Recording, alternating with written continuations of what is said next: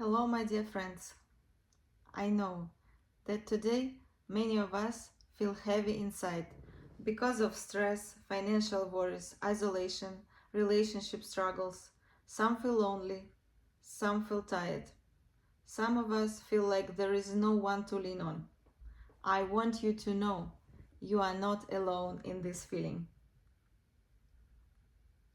Here we give practical spiritual support, emotional support to show for you how to use cause and effect karma seeds to create support, safety, and resilience in your life.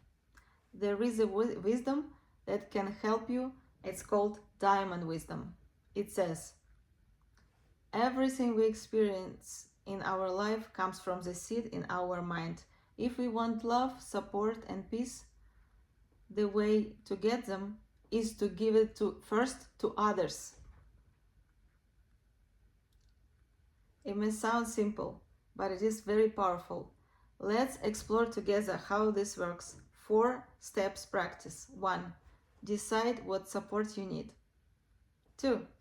Find someone else who needs it. 3. Help them in a real way.